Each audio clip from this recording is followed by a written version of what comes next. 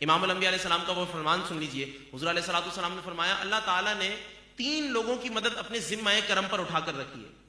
अल्लाह ताला पर कुछ भी लाजिम वाजिब नहीं है, पर उसकी शान है कि वो किसी की मदद अपने जिम्मे पर उठा ले, और जिसकी मदद अल्लाह कर दे, यानी जिसकी मदद रहमान कर दे, उसे भला कौन शैतान छुएगा भाई। वल्लाहुल गनी व अंतुमुल फुकरा, अल्लाह गनी है और तुम सब मोहताज हो भाई। तो उस गनी ने फरमाया, उस गनी नबी पाक अलैहिस्सलाम ने फरमाया 3 लोगों की मदद अल्लाह ताला ने अपने जिम्मे पर उठाकर रखी। फरमाया उनमें से एक वो नौजवान कि जो इसलिए निकाह करना चाहे ताकि वो अपने आप को गंदगी से बचाए, जो अपने आप को गंदगी से बचाने के इरादे से निकाह करता है। फरमाया हुजूर सल्लल्लाहु अलैहि वसल्लम ने फरमाया, अल्लाह ने उस नौजवान की मदद अपने जिम्मे पर उठाकर रखी है। नियत साफ होनी चाहिए। नियत अगर साफ होगी तो फिर असबाब कैसे बनेंगे। इंसान देखता रह जाता है कि अरे यार अभी तक के तो कुछ भी नहीं था और अभी आनन फानन सारी चीजें बन गई। बच्ची के लिए कुछ भी चीजें तैयार नहीं थी, अल्लाह ने ऐसा किया, मदद शामिल हाल नहीं, वह ऐसा करना होता है कि वह आनन फानन हफ्ता महीने के अंदर सारे काम निपट गए। तो असल है नियत। बुजुर्ग जब ही तो कहते हैं भैया जैसी नियत वैसी बरकत। तुम नियत अच्छी रखोगे तो अल्लाह तबारक व तआला तुम्हारे लिए आसानियों के दरवाजे खोलेगा। तो अगर नियत भी यही है, ऐसी शादी करूंगा सामने वालों का जो है ना मुंह बंद करा दूंगा, खाना ऐसा कराऊंगा कि लोग उंगलियां तो चाटेंगे, साथ में उंगलियों में दांत ही काट लेंगे, अगर ऐसा मिजाज होगा तो भैया फिर तैयार रहो, लोग खाना खाने के बाद बुराइयां ही करके जाएंगे, अरे हाजी साहब मजा नहीं आया, मीठे में थोड़ा सा और मीठा होता तो अच्छा रहता।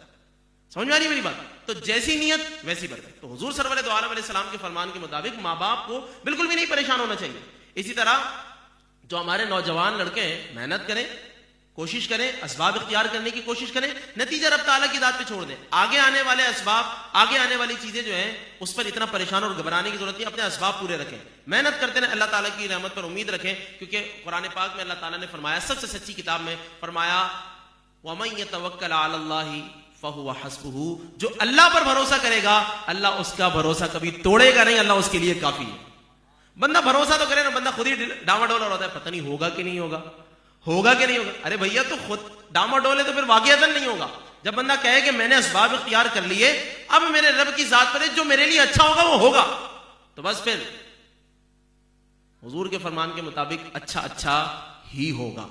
तो अल्लाह तबारक व तआला ने इस निकाह के रिश्ते को ऐसा रखा कि पहला तो सिदर पोशी करेगा ये निकाह, और दूसरा ये कि फख्र का और मान का और इज्जत का और जीनत का सबब बनेगा। यही वजह है कि जो लोग आपस में अल्लाह रसूल की तालीमात के मुताबिक जिंदगी गुजारते हैं तो फिर उनकी जिंदगी कैसी होती है, खानदान में उनका नाम होता है, यानी वो जोड़ा खानदान में ऐसे चमकता है जैसे आसमान पर चमकता हुआ चांद होता है।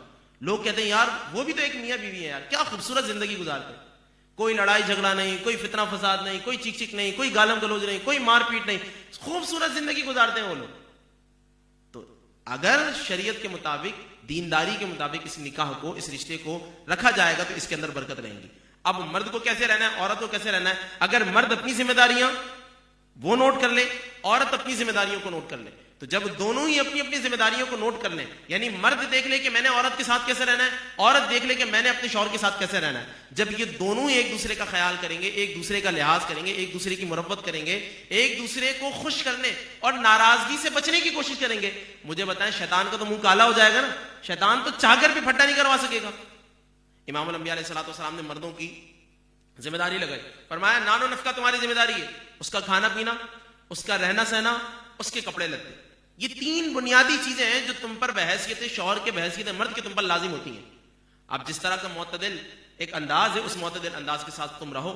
इस मामले में अल्लाह ताला का खौफ करते रहो कि कल कयामत के दिन इस नेमत, बीवी की नेमत के बारे में अगर तुमसे पूछा जाए तो तुम अल्लाह की बारगाह में जवाबदेह होने में शर्मिंदा ना हो कि अल्लाह ताला मैंने अपने तौर पर जो मैं कर सकता था वो मैंने हक हलाल से पूरा मुकम्मल किया, इस नेमत के बारे में मैं तेरी बारगाह के अंदर सुरखरू हुआ। अगर ये अंदाज इख्तियार करे मर्द इन तमाम चीजों को देख ले। इसी तरह हुजूर अलैहिस्सलाम का जब आखिरी हज हुजूर ने इरशाद फरमाया तो हुजूर ने खास तौर पर मर्दों को ताकीद फरमाई, फरमाया अल्लाह की बांदियों के बारे में अल्लाह से डरते रहना, ये अल्लाह की बांदियां हैं, इनके बारे में अल्लाह ताला से डरते रहना। तो जब मर्द ये ख्याल करेगा कि यार मैंने कोई इस किस्म का अंदाज इख्तियार नहीं करना, कोई इस किस्म की बात नहीं करनी, कोई ऐसा अंदाज और कोई ऐसी चीज इख्तियार नहीं करनी कि जिससे कल कयामत के दिन मुझे शर्मिंदगी उठाना पड़े, तो फिर मुझे बताया मर्द की तरफ तो मर्द तो सिर्फ साइड चला गया, मर्द तो पुरसुकून हो गया। अब यही औरत देख ले, औरत के लिए तो जन्नत में जाने का इतना आसान तरीकेकार है, 5 वक्त की पाबंदी करे नमाज की, अपनी पाक दामनी की हिफाजत करे और अपने शौहर की इताअत और फरमाबरदारी करे। जो अल्लाह रसूल ने उस पर वाजिब किया बस वो अदा करे और मुस्कुराती हुई अल्लाह का नाम लेकर जन्नत में चली जाए। तो औरत के लिए हुजूर अलैहिस्सलाम ने फरमाया कि वो हर जायज उमूर के अंदर जो भी जायज काम है उन जायज कामों में अपने शौहर की इताअत करे।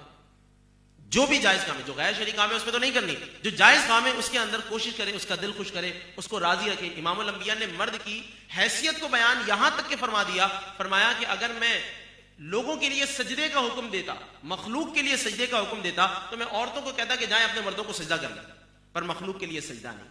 इससे बड़ी और क्या बात हो जाएगी ना।